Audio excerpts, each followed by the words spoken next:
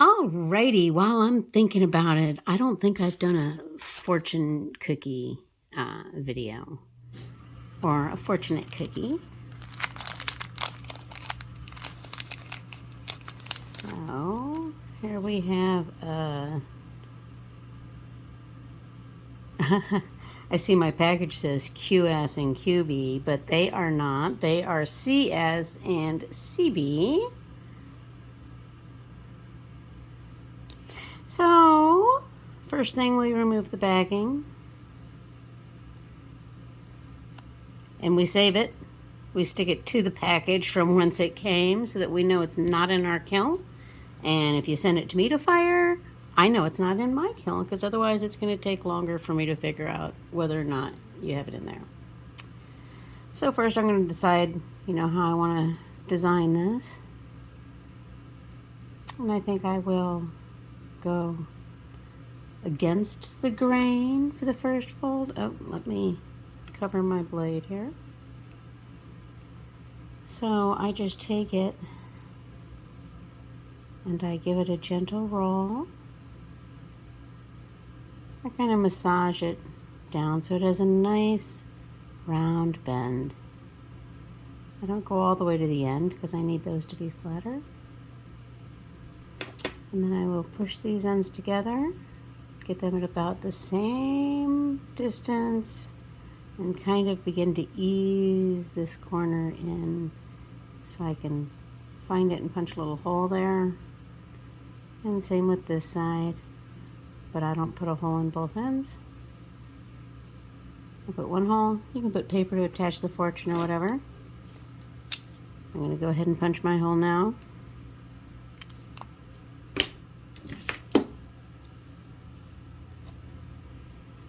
I'm going to put that little dot I just made inside this hole. See if I can get you to see it as well.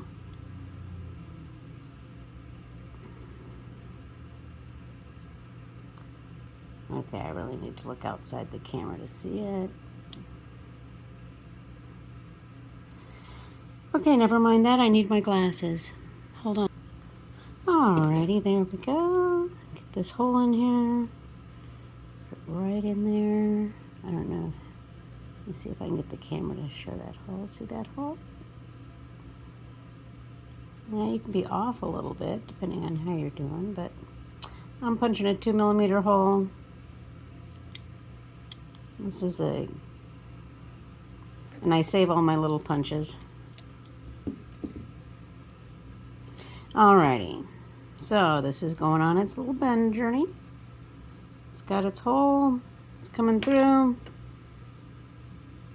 going to get those closer, try not to overlap so much.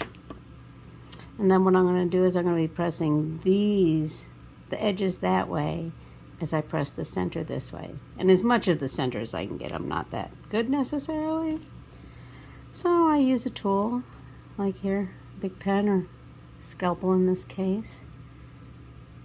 Use all different kinds, and all I'm doing is really just moving that in toward it to see how it's going to flow. Sometimes these overlap and fold in, and sometimes I want that, and sometimes I don't. So I'm just going to keep pushing and gently, doing it slowly. And because it's paper, it's super thin. I watch for cracks and kind of ease up. There we go, that's the fortune cookie. Now you want to make sure to leave a little hole here so you can get your jump ring through there, right? I usually use a toothpick, I just don't have one on hand. So I'm going to use my dividers here, right? Now I have adapted my fiber kill shell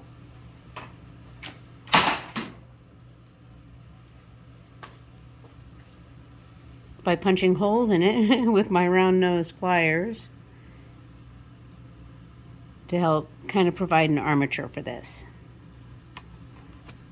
So I just stick the little completed guy in that hole.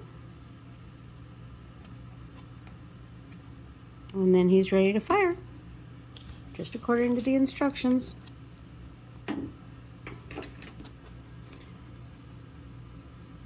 So it would be the same for this. You can see the backing on this one. You can't always see the backing as well, but it's there. Anyhow, unless this is crossed off.